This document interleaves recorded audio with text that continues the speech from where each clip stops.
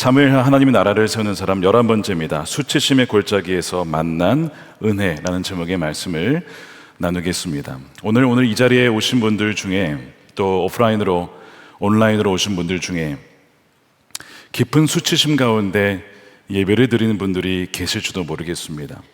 그래서 이렇게 나오질 못하고 혼자 어딘가에서 몰래 예배를 드리시는 분들이 계실 수 있습니다. 저도 짧지만 목회 사역자를 구하지 못했을 때 한 그 5, 6개월의 그 기간이 참으로 남자로서 수치스러운, 좀 견디기 어려운 시기였습니다. 무능력해 보이고 하나님께서 나를 버리셨나라는 생각도 들고 여러 가지 생각이 들었던 때가 있었습니다. 아마 지금 여러분들 중에 이보다 비교할 수 없는 정말 깊은 어둠 속에 나는 정말 자격이 없구나, 나는 충분하지 않구나, 나는 뭔가 잘못되었구나 라고 생각하시면서 가치 없다라고 느끼는 그런 수치심을 느끼는 분들이 분명히 계시리라 싶어요. 이 수치심은 우리의 영혼을 갉아먹습니다. 그리고 때로는 삶의 의욕마저 꺾어서 나중에는 스스로 삶을 끊으려고 하는 그런 위험한 지경에까지 몰고 갈 수 있는 것이 바로 이 수치심이라고 하는 감정입니다. 만일 여러분들 중에 그런 감정을 지금 느끼며 갖고 있으며 예배하신 분들이 계시다면 바로 오늘 말씀이 여러분들에게 주시는 말씀입니다. 왜냐하면 오늘 본문에 나오는 무비보셋의 인생이 그러했기 때문에 그렇습니다. 이 무비보셋은 태어날 때부터 인생의 짙은 그림자가 드리워진 상태에서 태어났습니다. 무비보셋의 할아버지가 바로 초대 이스라엘의 왕 사울이죠. 그러나 사울 왕은 전쟁터에서 죽고 사실상 하나님의 말씀을 버림으로써 그렇게 버림받게 되어지는 참 안타까운 인생을 살게 됩니다. 몰락한 왕가의 후손으로 태어난 거예요. 만일 그렇지 않았더라면 왕가의 후손은 명예로운 일인데 몰락한 왕가의 후손으로 태어났기 때문에 명예가 아니고 아주 무거운 멍에를 지고 살게 된 것이죠. 새로운 왕조가 들어서면 보통 그 전에 있었던 왕가의 자손들을 다 학살하고 전멸시키는 그런 전통이 있었습니다. 그러다 보니 이 무비보셋은 내가 언제 죽임을 당할지 몰라 그런 두려움 속에 살아야 했습니다. 설상가상으로 그는 육체의 장애까지 안고 있었어요. 사무엘하 4장에 보면 사울과 그의 아들 요나단, 무비보셋의 아버지죠, 전쟁터에서 죽었을 때에 그 소식을 들었던 유모가 급히 도망을 가면서 이 어린 무비보셋을 떨어뜨립니다. 그리고 그때 다치게 되므로 두 다리를 절게 되며 장애를 안고 살아가게 되죠. 자신이 잘못한 게 아니었어요. 누군가의 잘못으로 장애를 안고 수치심을 가지고 살아가게 된 인생이 무비보셋입니다. 내가 잘 못해서 갖게 된 수치심도 문제지만 다른 누군가의 문제로 말미암아 그것이 나에게 전가가 되어지는 수치심, 예를 들어 부모의 부채가 자녀에게 전가가 되어지고 그대로 자녀들이 그것을 갚아야 되는 그런 상황 속에 놓여 있는 자녀들이 있죠. 그래서 한국에 살아가지 못하고 외국에서 돌아다니며 숨어 지내야 하는 그런 분들도 있습니다. 이 무비보셋은 어쨌든 자기의 문제가 아님에도 불구하고 장애가 생겼기 때문에 당시만 해도 이 장애와 어떤 이 몸에 아픈 부분이 있다면 사람들은 그것이 하나님의 저주가 아니냐 이렇게 생각했어요. 심지어 예수님의 제자들도 어떤 장애인을 보면서 저것이 저의 죄 때문입니까? 부모의 죄 때문입니까? 이렇게 얘기를 했잖아요. 예수님 뭐라고 하셨습니까? 누구의 죄 때문이도 아니다 라고 말씀하셨지만 많은 사람들이 그 장애를 아는 것을 그렇게 생각하곤 했습니다. 그렇게 어두운 가운데 살아가는 것이 이 무비보셋의 인생이었어요. 게다가 이 이름에, 무비보셋의 이름에는 수치라고 하는 의미가 담겨있는 이름이기도 합니다. 그의 아픈 삶을 더한 이름이죠. 그가 살던 곳은 어디냐면 성경에 보니까 로드발이라고 되어 있습니다. 화려한 왕궁 아니고요, 로드발은 목초지가 없다라는 의미가 있어요. 무일푼, 가진 돈이 없다라는 의미를 가진 로드바레라고 하는 그 지역에 누군가의 집에 또 얹혀 사는 마길이라고 하는 사람의 집에서 얹혀 숨어 살고 있었습니다. 그는 아무것도 할 수 없었고 세상의 눈을 피해 그렇게 조용히 살았습니다. 수치심은 누군가로 하여금 숨게 만들죠. 세상이 나를 조롱하니까. 그래서 세상의 시선을 피해서 숨어 살게 만듭니다. 심지어는 이것이 심해지면 사람들만이 아니라 하나님으로부터도 숨고 싶어하는, 이것이 정말 수치심의 영향력이에요. 어쩌면 지금 이 중에도 이런 무비보셋과 비슷한 형편의 사회적 편견과 예기치 못한 이 불행의 멍에를 지고 깊은 수치심에서 사는 분들이 계실 거예요. 최근에 통계를 보면 우울증 진단을 받은 환자들이 굉장히 급증하고 있어요. 그 중에서도 30-40% 되는 그 급증률이 늘어나고 있는데, 그 중에서도 이 청년 세대가 거의 절반입니다. 젊은 세대들이 우울증과 공황장애로 많은 고통을 당하고 있어요. 왜 그런가 보면 얼어붙은 노동시장과 고용의 불안정성, 높은 주거비용, 평생을 돈을 벌어도 집을 살 수가 없습니다. 너무 비싸니까요. 심각한 양극화 현상, 부모의 귀속지위에 따른 기회 불평등, 이런 요인들이 타인과의 비교를 통해 상대적인 박탈감을 느끼는 거죠. 그리고 수치를 느끼며 이것이 심해지면 스스로 목숨을 끊으려 하는 거예요. 목회를 하다 보면 그런 긴급 기도를 받을 때가 있습니다. 저의 자녀가, 아는 친구의 자녀가 지금 목숨을 끊으려 합니다. 기도해 주세요. 그러니까 여러분, 이 로드발에 정말 고립되어 외롭게 수치심 가운데 살아가는 이 무비보셋의 이야기는 먼 옛날의 이야기가 아니에요. 우리 오늘날 현대를 살아가는 현대인들의 모습인 것이죠. 사실 이 무비보셋의 인생에 반전이 있을 수 있을까요? 여러분, 반전이라는 것은 잘 일어나지 않죠. 그래서 반전이 있을 거야 라고 소망을 품다가도 반전이 없다는 것에 현실을 자각하고 이제는 소망을 품지 않는 많은 분들이 있습니다. 아마 무비보셋도 마찬가지였을 거예요. 자신의 인생을 스스로 이런 삶을 탈출할 수 있는 기회란 사실은 거의 없지요. 그런데 그의 인생에 반전이 일어납니다. 어디서 그것이 일어나냐면 다윗의 마음속에서 먼저 그것이 시작이 되었어요. 다윗이 태평성대를 이루었습니다. 이제는 모든 적을 다 물리치고 하나님께서 은혜를 주셔서 다윗이 가는 곳마다 승리하게 해 주셔서 참으로 평강을 누리고 있었지요. 세상의 왕들이라면 좀 더 자신의 권력을 강화하기 위해서 잠재적인 미래의 위협 요소들을 계속 제거했을 겁니다. 그 중에 하나가 무비보셋이었겠죠. 아마 세상의 왕이었으면 다윗도 그렇게 했을 겁니다. 그런데 다윗은 하나님 마음에 맞는 사람이었고 하나님의 나라를 세우고자 하는 사람이었어요. 그래서 그는 다른 생각을 하게 됩니다. 뭐냐면 과거에 자신의 친구였던 요나단, 그가 나에게 베풀어준 그 사랑과 그와의 언약을 기억해내죠. 그래서 그와의 언약을 기억해서 오늘 1절에 신하에게 다윗이 이렇게 묻는 거예요. 하루는 다윗이 물었다. 사울의 집안에 살아남은 사람이 있느냐? 치열한 전쟁 중에 사울의 가문에 남은 사람이 거의 없었습니다. 요나단을 보아서라도 내가 남아있는 자손이 있다면 잘 보살펴주고 싶다. 개정판은 은총을 베풀리라. 은총이라고 했습니다. 이 은총이 히브리어로 헤세드라고 합니다. 헤세드는 단지 자비나 친절, 동정심 그런 정도가 아닙니다. 훨씬 그 이상을 의미해요. 이 헤세드는 언약적인 사랑이라고 해서 약속에 기초하여 변함이 없는 사랑이에요.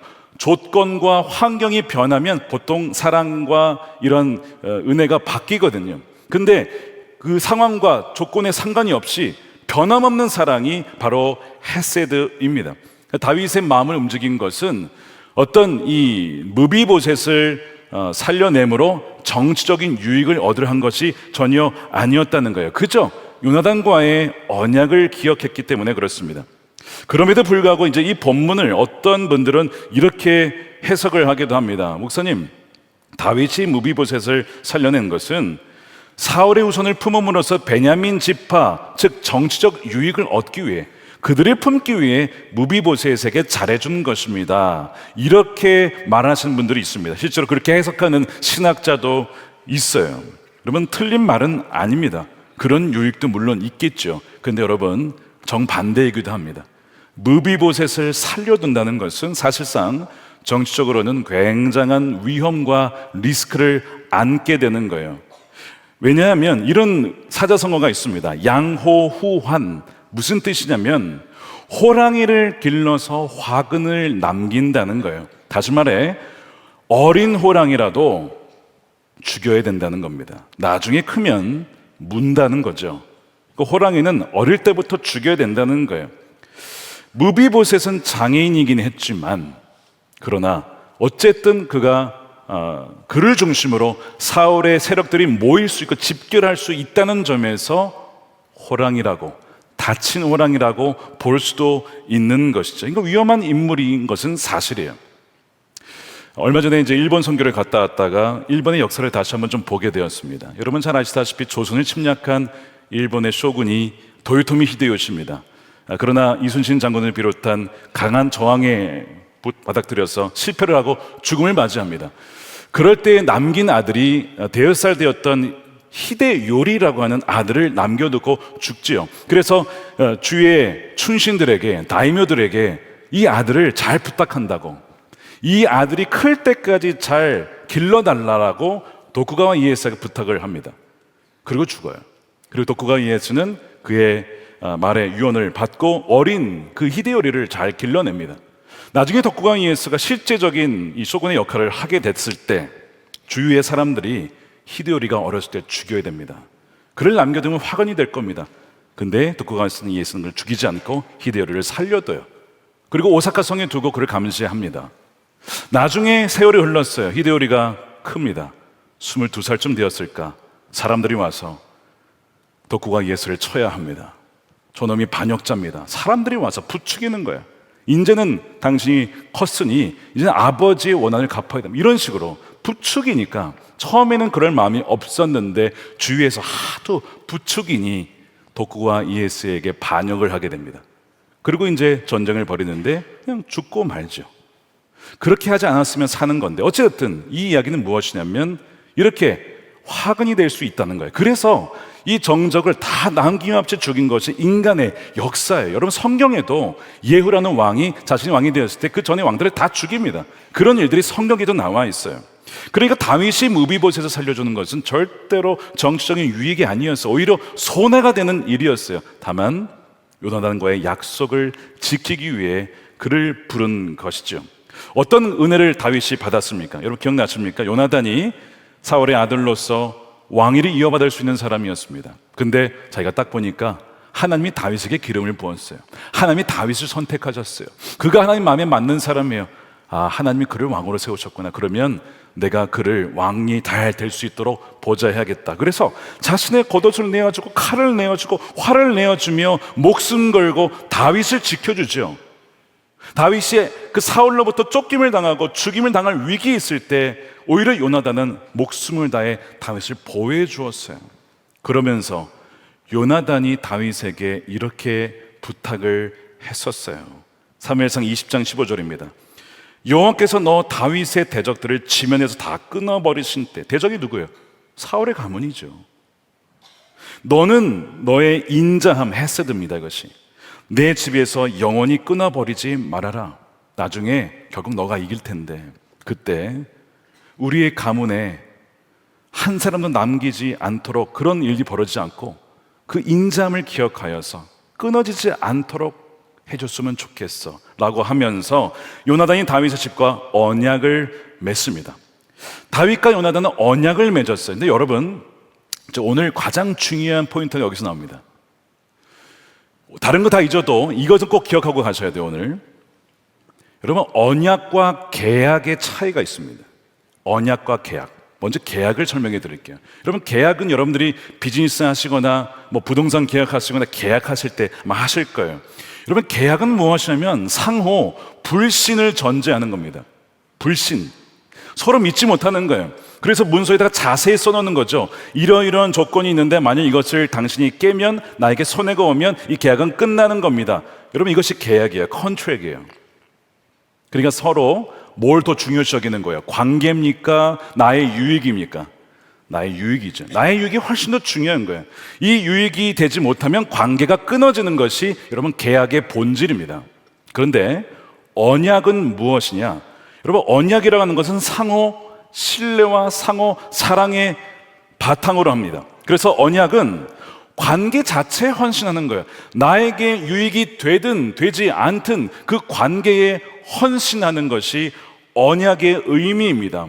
그래서 유익과 상관없이 약속을 지키는 거예요. 자, 그래서 계약과 언약의 차이를 이렇게 설명합니다. 계약, 컨트랙은 관계보다 유익과 필요가 되는 거가 훨씬 더 중요한 거예요. 그렇죠? 이해하시겠죠? 그래서 유익이 되지 않으면 관계를 끊을 수 있는 거예요.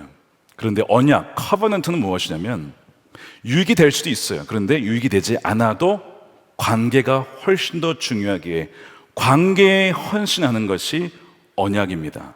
자, 그러면 이거를 이해하셨으면 제가 질문을 해드릴게요. 하나님과 우리의 관계는 계약입니까? 언약입니까? 진짜 언약이라고 믿으세요? 언약이죠. 하나님이 우리가 그분께 뭔가 유익이 되어서, 이익이 되어서 우리를 부르시고 우리를 구원하시는 것이 아니었어요. 그저 우리를 사랑하시기에 있는 존재 그대로 우리를 지으셨기 때문에 관계에 헌신하는 것입니다. 이익이 되든 되지 않든. 여러분, 그것이 언약 관계예요. 만일 계약 관계라면 이런 겁니다. 너 하는 거 봐서 내가 구원해 줄게. 너 하는 거 봐서, 너 순종하는 거 봐서, 너 헌신하는 거 봐서, 너 봉사하는 거 봐서 내가 해줄게. 여러분, 이것은 계약 관계예요. 하나님과 우리 관계는 계약 관계가 아닌데 우리가 그것을 바꾸려고 할 때가 있어요. 하나님, 제가 이러이러한 거 할 테니까 이렇게 해주세요. 이게 무슨 관계예요? 계약 관계잖아요. 왜 하나님과의 언약 관계를 계약 관계로 절상시키려고 합니까?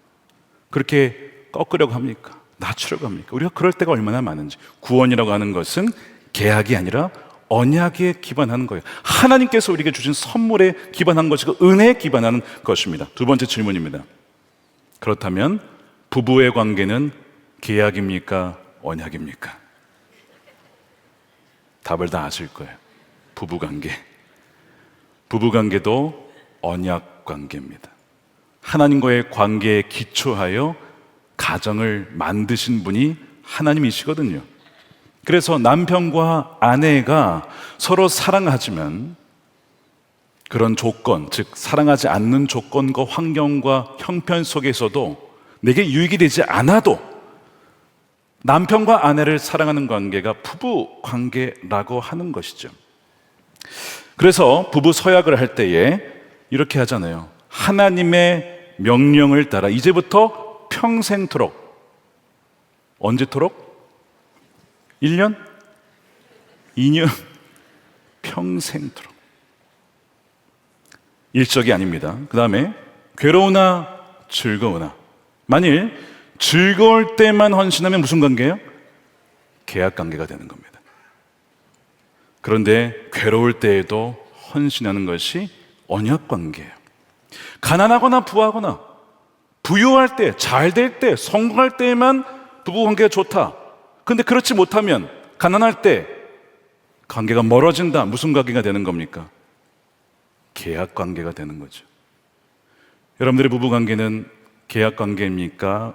언약 관계입니까? 그 다음 이어집니다. 병들거나 건강하거나. 건강할 때만 헌신하면 그것은 계약 관계입니다. 당신이 건강한 조건으로 나는 같이 사는 거야. 당신이 아프면 나는 헤어질 거야. 이혼할 거야. 여러분, 이것은 계약 관계입니다. 근데 부부는 언약 관계이기 때문에 남편이나 아내가 병들었을 때, 나이가 들어서 제대로 걸을 수 없을 때, 음식을 먹을 수 없을 때, 제대로 배변 활동을 할 수 없을 때, 그때가 오지요.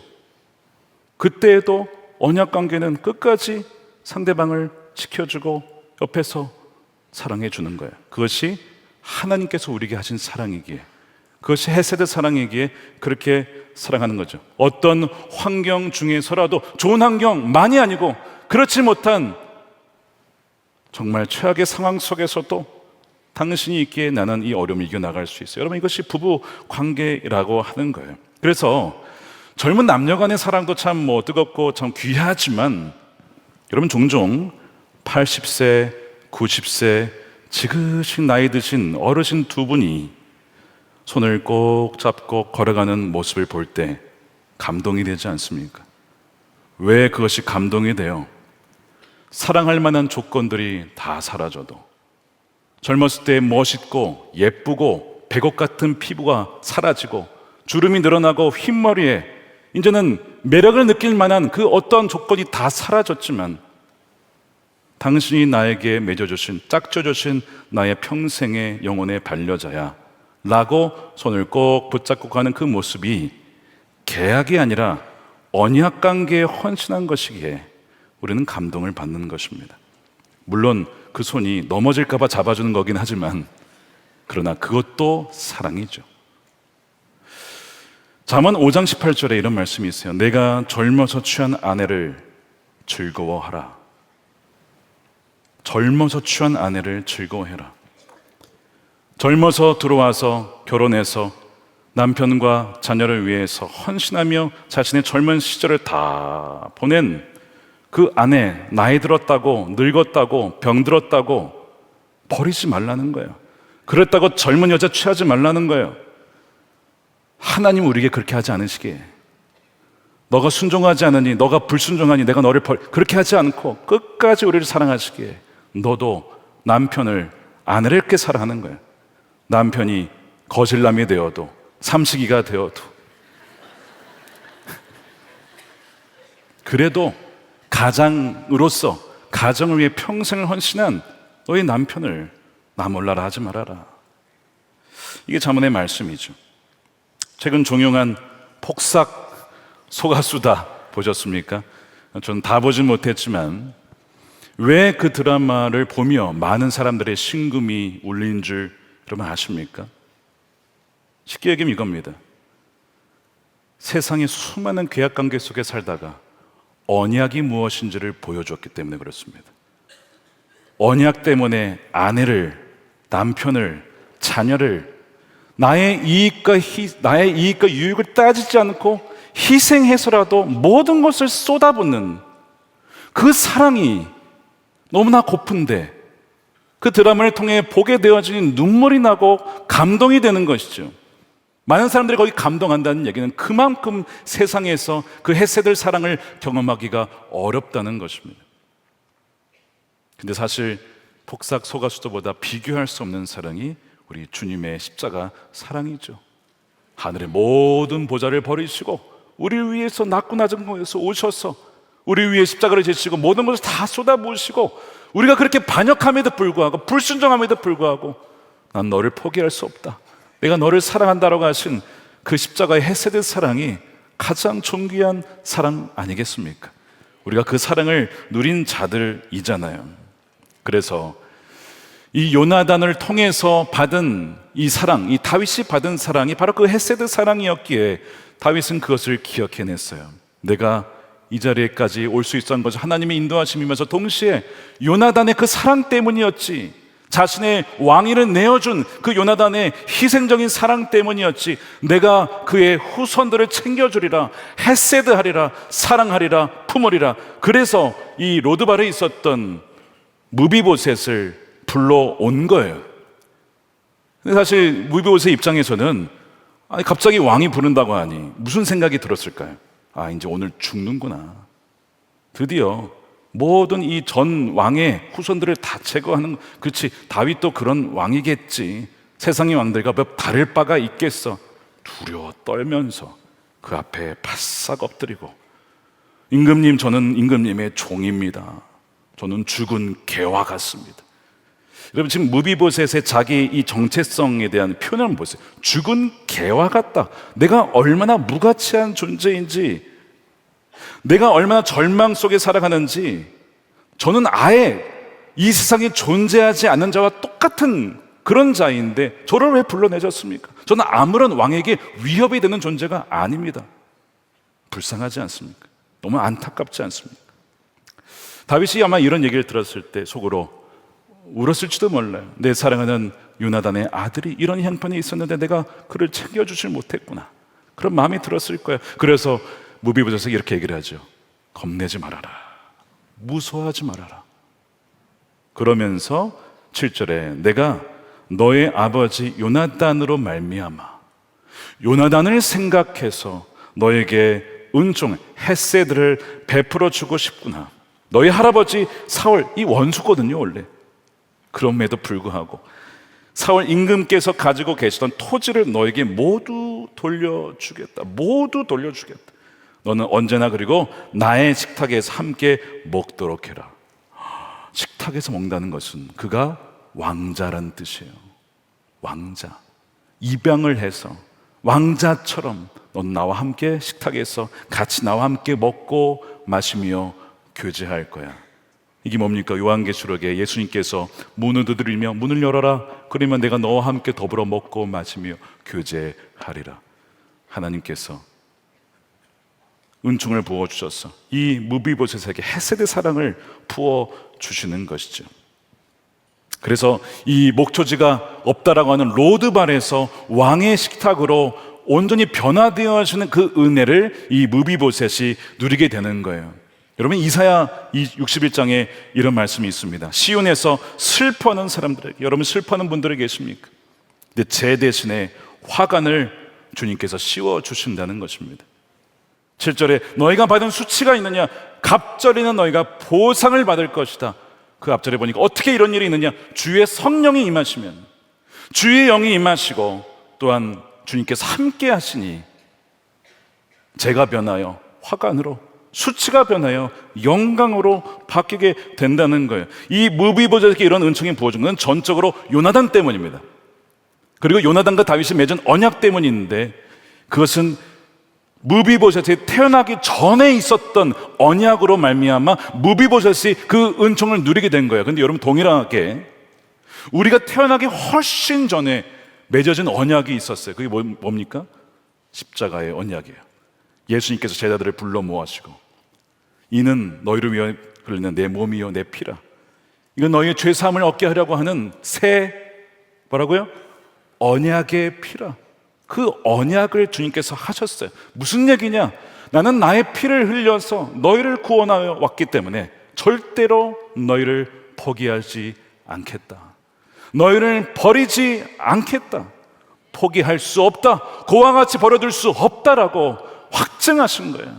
여러분, 삶의 어떠한 형편에 있든지 어려운 중에 있든지 여러분 꼭 기억하십시오.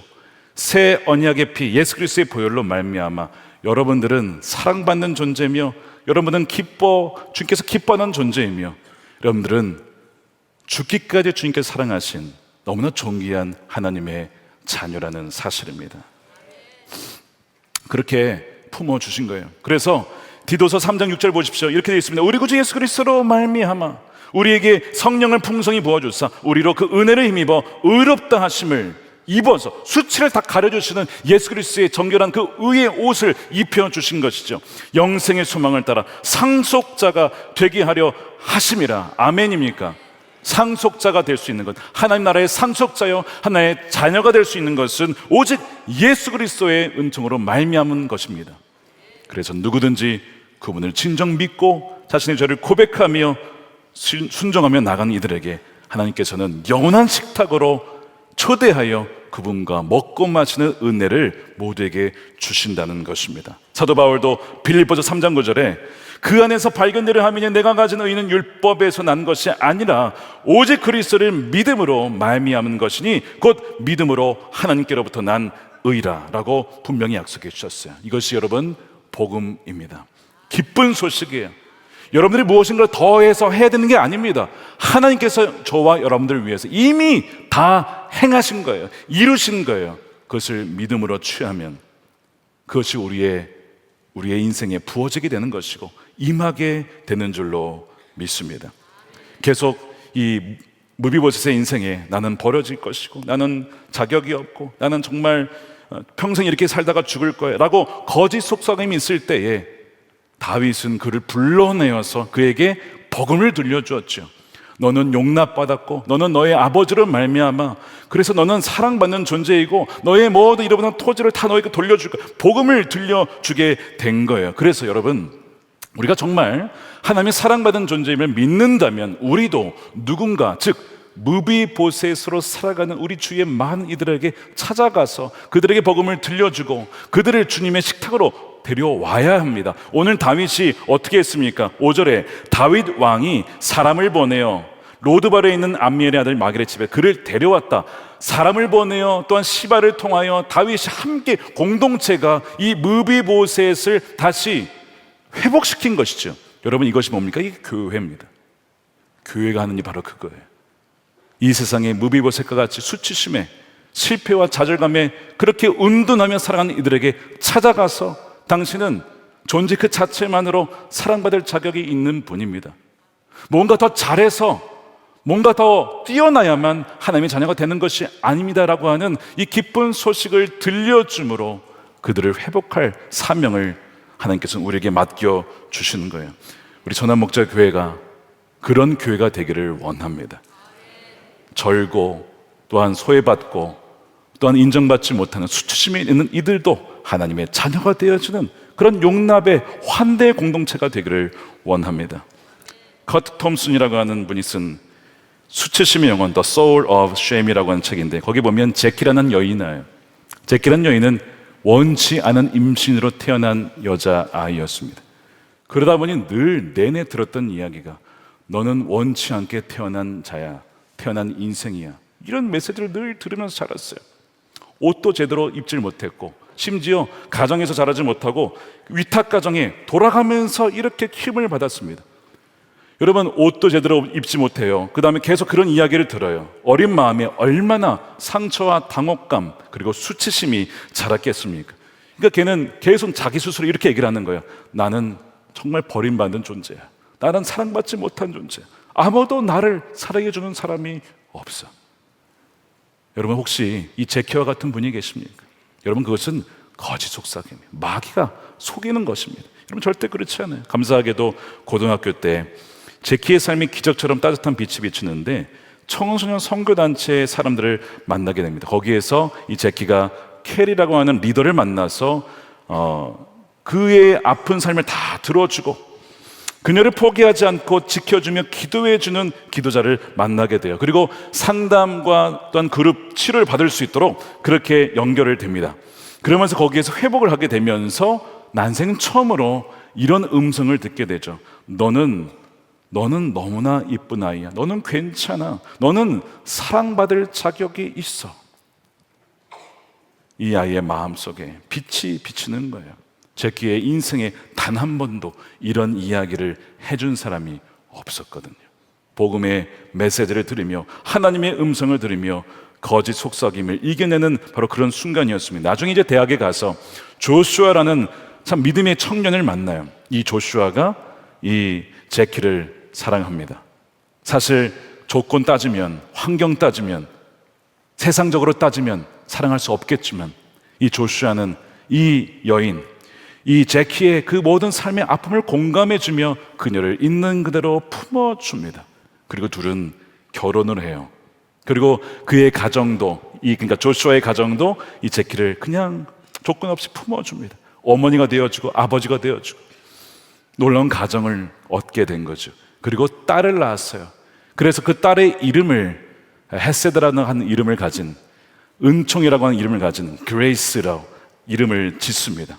그러면서 나는 스스로 충만하지 않은 존재가 아니라 그리스도 안에 완전하며 사랑받는 하나님의 자녀임을 그녀는 확신하며 살아가게 됩니다.